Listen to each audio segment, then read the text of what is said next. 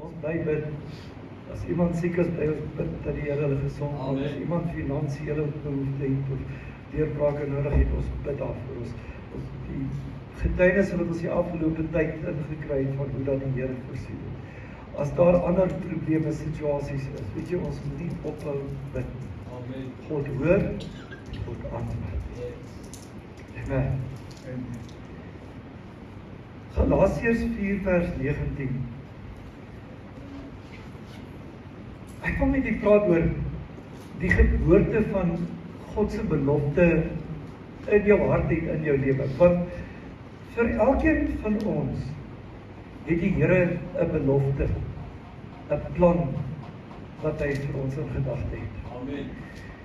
En deel van dit is dat ons ook begin verstaan en snap en in ons harte ervaar dat daar is 'n belofte en dat hierdie belofte in ons harte geboorte gee, sodat ons begin bid daarvoor en God begin vertrou en uitsien na die vervulling van God se belofte binne in ons.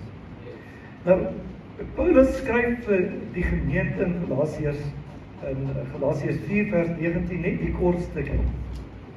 My kinders, ek ervaar weer geboortepyne oor julle, totdat Christus in julle gestalte kry. Iets wat binne in hom gebeur, want sy hartswens en begeerte vir die mense in die gemeente in Galasië, is dat Christus, alles wat Christus behels, elke belofte, elke werk, dit wat Christus aan die kruis vermag het vir ons, dat dit in hulle lewens gestalte sal kry. Jy weet, ek wil eintlik begin weghardloop oor die hele onderwerp as ek nie daaraan dink aan wat dit alles beteken om te sê dat Christus in my gestalte kry. Dit beteken nie, jy weet, dat ek hier met 'n heilou om my kop en met vertjies hier agter op my skouers rondloop en nou vreeslik vroom en heilig lyk en nou lyk ek soos, weet, 'n ou met hare wat blink en 'n baard wat daar hang met blinke wit klere nie. Weet jy, dit is soveel meer die persoonlikheid van Christus, die geaardheid van Christus, maar ook meer as dit, die beloftes van oorwinning wat ons in Christus het, die beloftes van uitkoms, die beloftes van voorsiening, die beloftes van krag in hierdie wêreld, dat dit ook alles deel begin vorm van ons lewens, en dis eintlik waaroor dit gaan. Want jy sien, daar is tye wanneer 'n mens in jou wandel en in jou verhouding met die Here iets beleef, en dit is dat die Here jou in jou gees aanraak en dat jy in jou hart en in jou geesmens iets van Christus ontvang. Iets begin in jou hart en in jou gees leef van Christus. Jy's nie maar net nog 'n mens. Jy's nie maar net nog 'n deel van die skepping nie. Jy's nie maar net 'n ordinêre persoon nie. Daar's iets wat hier binne in jou begin gebeur en iets wat binne in jou lewe begin ontwikkel, en dit is Christus in jou wandel en verhouding met die Here. Want die strewe, die werk is daarna dat ek en jy al hoe meer soos Christus begin leef en optree en jy weet die lewe ervaar. Wat dit ook neerkom is, daar kom 'n tyd in jou lewe dat die hoop van Christus jou gedagtes en jou drome begin vul. Daar's altyd hoop in Christus. Baie keer as ons met mense praat en as jy sosiale media volg en wat ook al, dan vind jy die meeste mense praat asof daar geen hoop is nie. Mense is baie negatief, het jy dit al agtergekom?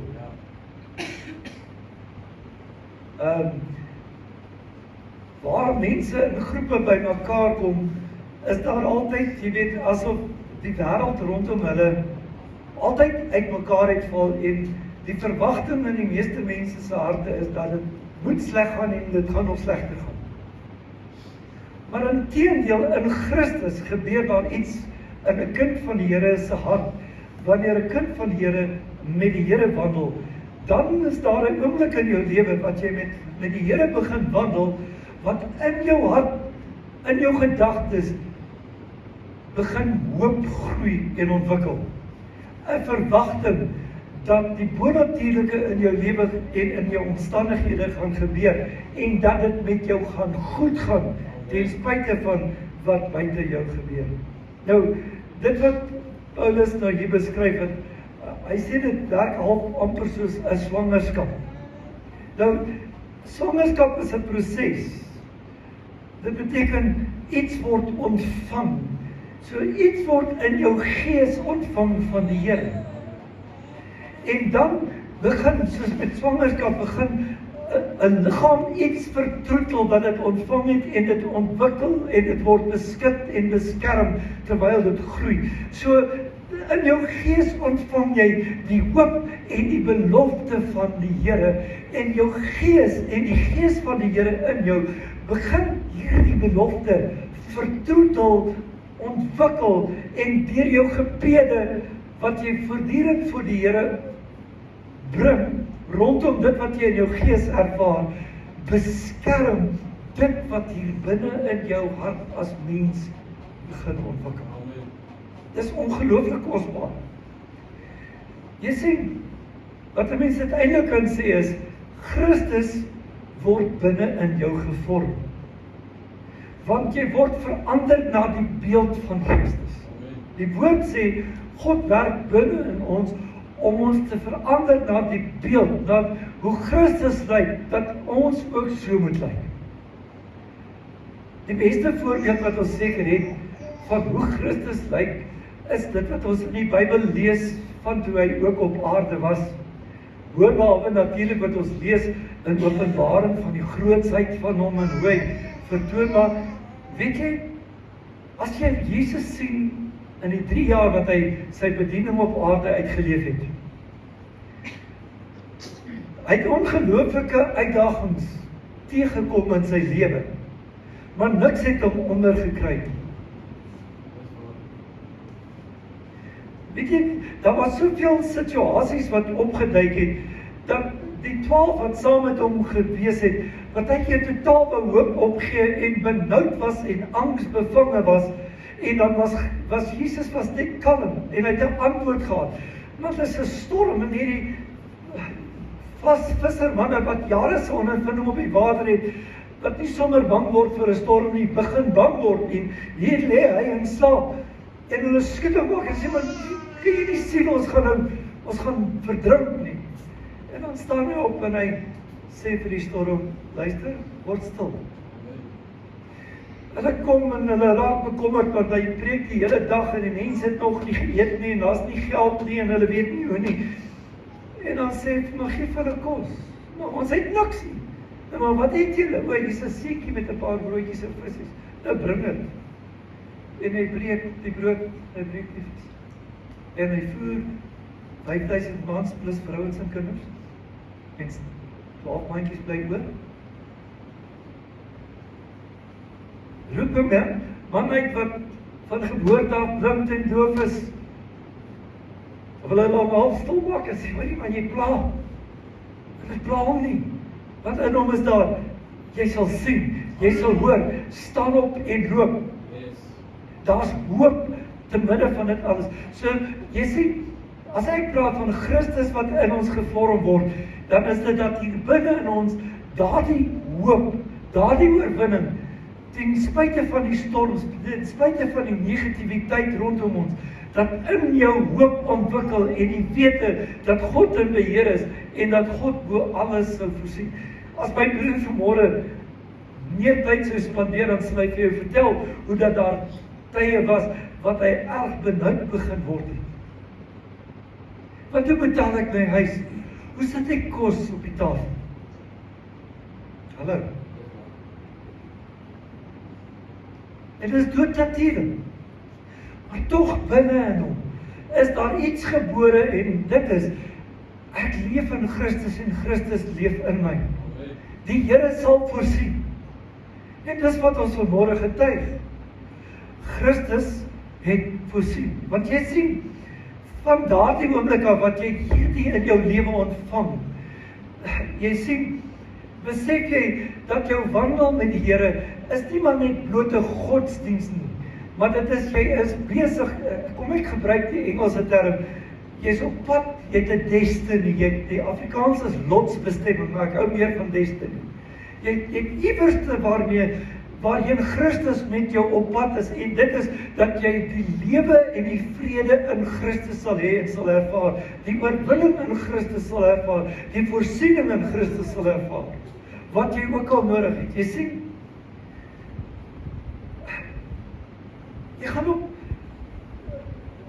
in hierdie stadiums, kom ek sê, daar stadiums van ontwikkeling in jou verhouding met die Here. En dit gaan wees dat dit, soos wat jy groei en ontwikkel in jou verhouding met die Here, dat daar oomblikke gaan wees dat jy ook relatief onvolwasse gaan optree. Met ander woorde, jy gaan 'n paar lekker tantrums gooi. Ontsteld wees, kwaad wees, ontevrede wees. Want jy sien, dit neem tyd vir die beloftes van die Here om gestalte te vind in jou, te ontwikkel binne in jou, net soos wat 'n baba tyd vat binne in 'n moeder skoot om te ontwikkel. Dis altyd kosbaar. Ek sal dit jare terug onthou. Dis nou spesialis is nou vermoere, jy's die mooiste meisiekind ook gaan toewy. Onthou toe my seuns op pad was. Ek het 'n boek gehad en dan kyk ek, dis nie daai tyd was daar nog nie Google. Jy weet, ons het nog nie selfone gehad nie, ons het nog gehad, nommer asseblief. En dan kyk ek in die boek, okay, dis nou 2 weke, dis nou 3 weke, dis nou 4 weke, so lyk die baba. En dan sien jy die ontwikkelingsproses. En dan die wonderlike dag, as die baba gebore word, en hier is die mensie. En dit is presies wat binne in ons gebeur. En ja, dan kom daar tye wat 'n mens ongeduldig raak en wens dit moet nou verby wees. Nee, mamma. Kom maar hoor daar. Nee, dis nou, ek het genoeg. Ek het nou genoeg gehad. Kom nou. Dit is so. As 'n mens 'n belofte van die Here binne in jou het, dan begin 'n mens soms hier in jou gees en in jou hart ongeduldig word, want jy wil dit hê, jy wil dit ontvang. Maar dit is nog in 'n proses van ontwikkel. Soms kan ons weet mos hoe dit werk. As 'n baba te vroeg gebore is, dan is dit, daar's soveel komplikasies, soveel dinge wat daarmee saam. Die ding moet op die regte tyd gebore word. Net so, die beloftes van hierdie droom wat in ons is, moet op die regte tyd gebore word. Ons moet nie dit ryp druk of ryp jaag nie, want anders gaan daar komplikasies wees wat ons nie noodwendig wil saam met dit hê nie. Nou my broers, my susters, wat baie keer gebeur is, 'n mens begin jou eie inisiatiewe neem om die belofte van die Here te laat realiseer. Twee van die mees bekende mense in die Bybel wat dit geprobeer het, is 'n man met die naam Abraham en sy vrou Sara. En die Here het gesê, julle gaan 'n seun hê.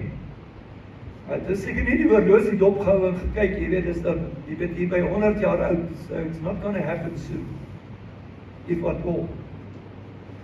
So toe sê hulle nie, okay, maar maak maar 'n plan, jy weet, gaan maar by die slavin, en dan maak ons maar seker, want ons moet so 'n bietjie die Here help, die Here van so 'n bietjie, hy het bietjie vergeet.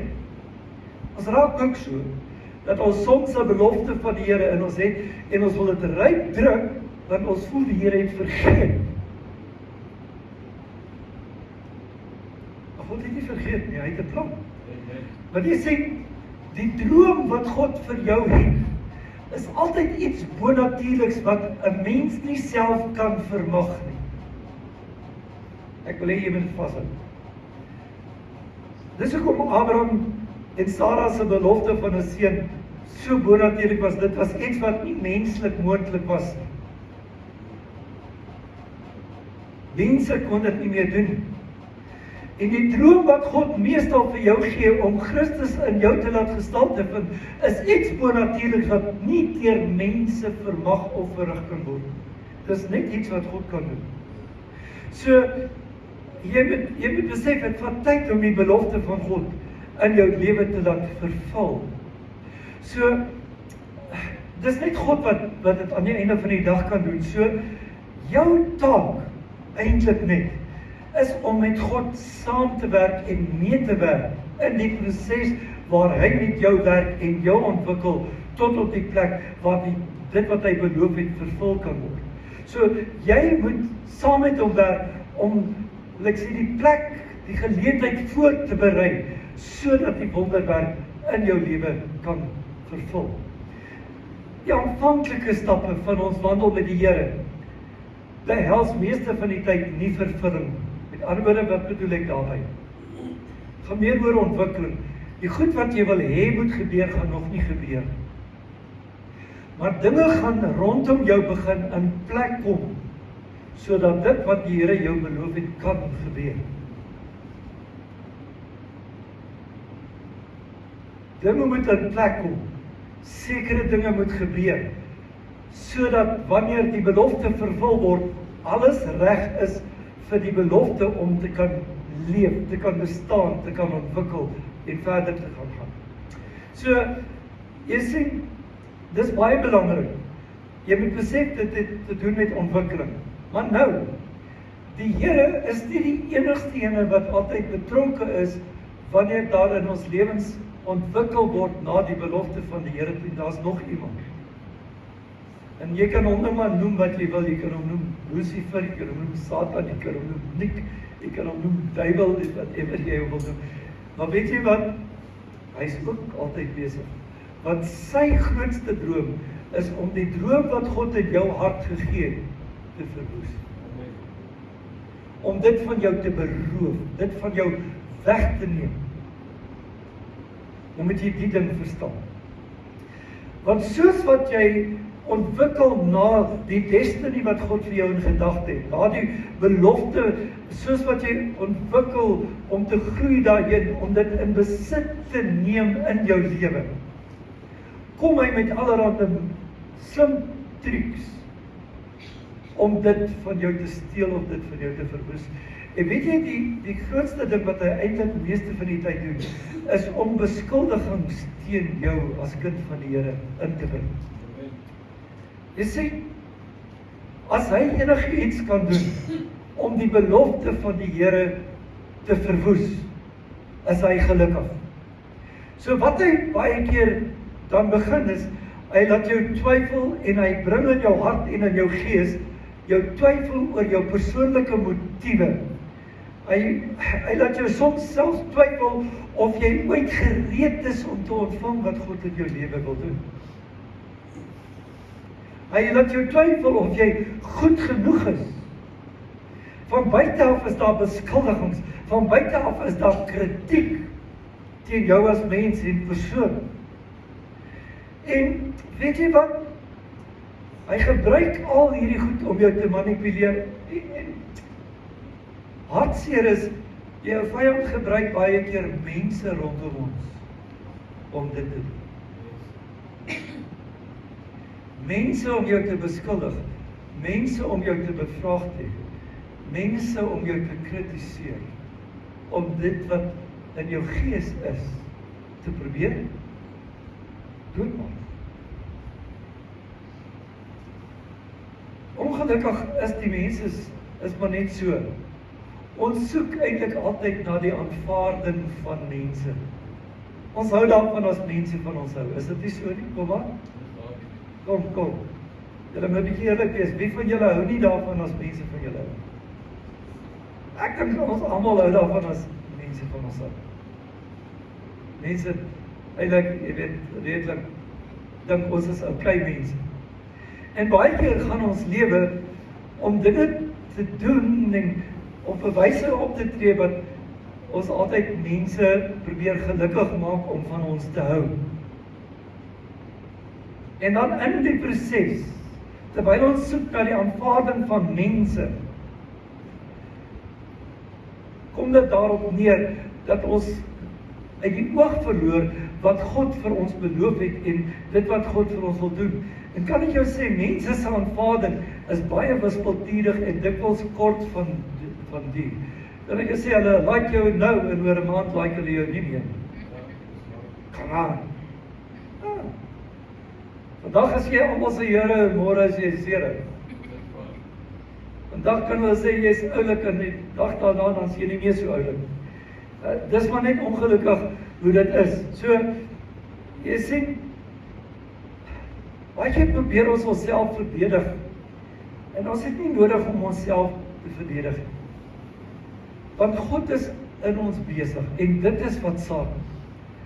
En as mense nie kan sien dat God in ons besig is nie, wil ek amper sê, wel tough luck vir hulle. Want God is besig in my. En weet jy, niemand anders kan my die ondersteuning gee wat ek nodig het om my lotsbestemming te bereik, anders as die Here. Amen. Dit wat hier in my gees is, wat die Here in my gees opwek, is daardie ondersteuning wat ek nodig het om uit te kom by wat God se plan vir my lewe is. So, as die ou duiwel kom en hy kla ons aan en hy kom met sy aantuigings, ja, weet jy, kom ons wees ook eerlik daaroor, baie keer is sy aantuigings ook nie sonder rede nie. Hallo, wat bedoel ek daarby? Hy kan baie keer, hy weet deeglik wat is jou foute en die foute wat jy maak, en die fout wat jy gister gemaak het en die fout wat jy vanoggend gemaak het. En een van die goed is dat hy hier op jou skouer kan klop of jy sê, jy sê jy's 'n man of 'n vrou van God en jy is op pad na 'n destiny wat God vir jou in gedagte het. Maar kyk wat het jy gedoen. Hallo? Kyk wat het jy gedoen. En jy noem jouself 'n kind van die Here. En jy sit in die voorste gestoeltes van die kerk, né? Het julle daai een al gehoor? Hallo. En baie keer dan kom hy en hy plaas klem op jou sogenaamde gebrek aan geestelikheid. En soms dan ook kom hy en hy byt jou onkunde uit, jou onkunde oor wat is jou posisie in Christus, onkunde oor wat die woord van die Here leer. En hy veroordeel jou onvolwassenheid, hy veroordeel jou mislukkings in die lewe. En weet jy, baie keer deur net die eenvoudige goed hier in jou oor te fluister, probeer hy jou verhinder om dit wat God vir jou in jou hart as 'n droom gegee het, om dit van jou weg te vat. En as die duiwel een ding kan regkry, as ek dit so kan sê, hy wil die droom wat God in ons hart vir ons geskenk het, wat die Here in ons hart laat geboorte kry. As hy dit kan laat aborteer, is die ou duiwel die gelukkigste ding op die wêreld. Maar broers en susters, hoor wat ek vir julle sê. Een ding wat jy moet verstaan is, dat Christus wat in jou woon, nooit kan sterf. Amen. En die droom wat Christus vir jou in jou hart gee, kan nooit verwoes word. Wat wel kan gebeur is, as jy vir die ou vyand luister, kan jy 'n tyd lank dit keer, kan jy die groei en die ontwikkeling daarvan stop. Maar as die Here 'n woord gespreek het, luister mooi, die Here sê sy woord sal nooit leeg daarom toe terugkeer, maar dit sal altyd bereik waartoe hy dit gestuur het. So die droom wat hy vir jou in jou lewe en in jou hart gegee het, moet vervul. Dit wat die Here gespreek het, dit moet doen. Al wat kan soms gebeur is, omdat jy jou eie inisiatiewe probeer, of omdat jy die vyand vir hom luister, of wat, kan dit miskien die ding keer, maar dit kan nooit, luister, dit kan nooit die droom van God doodmaak. Ek wil 'n verklaring maak as ek kan. Die duiwel het nie die mag om die droom wat God in 'n mens se hart plaas dood te maak. Amen. Die duiwel kan nie doodmaak wat God lief het. Hy het nie die mag. So, al wat soms moet gebeur, is dat daar in jou hart en in jou gees 'n mengsel moet kom van hoop, geloof en ek wil sê gebed om die belofte, die droom wat God gegee het, te aktiveer. Mense moet nooit ophou hoop nie. Moenie toelaat dat die negativiteit van die wêreld julle oorweldig. Moenie laat dit jou vergiftig. Moenie laat dit so suurdieg wees, wat die deeg deurwerk en die hele deeg suur maak nie. My broers, my susters, bly hoop ten spyte van wat daar buite gebeur. Amen. Al gaan die krag hoeveel keer 'n dag af, bly hoop. Amen.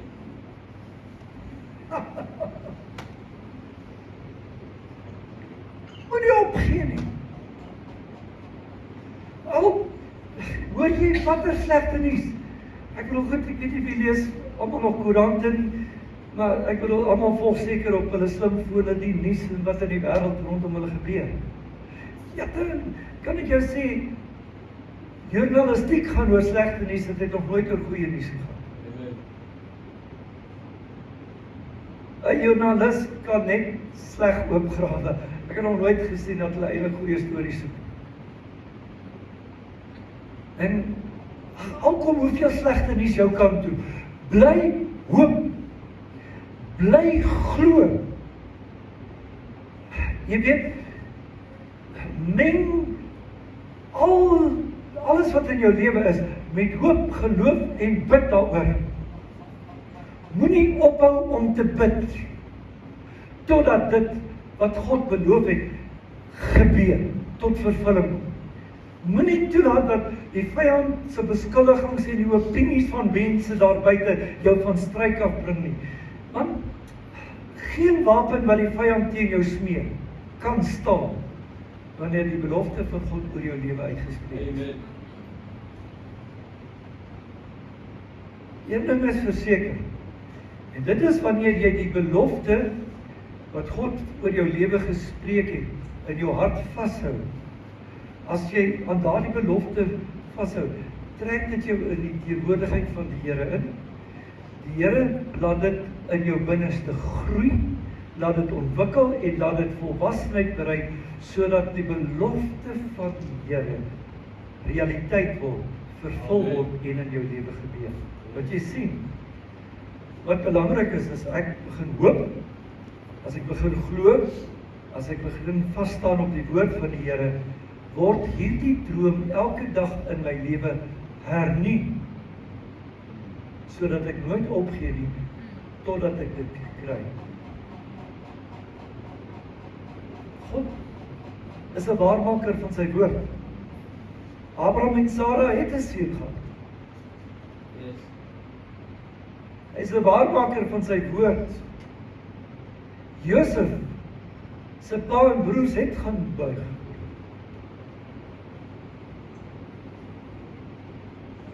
Hy is 'n waarmaker van sy woord. Amen. Daniel is in die leeukuil gegooi en 'n leeu het hom nie 'n skraapie gedoen. Sadrag, Mesach en Abednego is in 'n vuurhoond gegooi, wat die mense wat hulle daar aangegooi het, doodgebrand het. En daar's nie 'n haartjie geskroei. Amen. Moet ek aangaan? Jy verstaan? Dat toe, dat môre die belofte wat die Here vir jou gemaak het, en miskien is daar van julle, vir wie die Here 'n belofte gemaak het toe julle baie klein was. Maak daardie belofte hernu om vir môre, maak hom opnuut lewendig in jou hart. Dat God se woord, daardie droom, moet 'n realiteit word. Hy moet ontwikkel, en kan ek sê, moet tot geboorte kom, moet vervul word. Want dit is God se woord vir jou. Amen. Ons bid saam.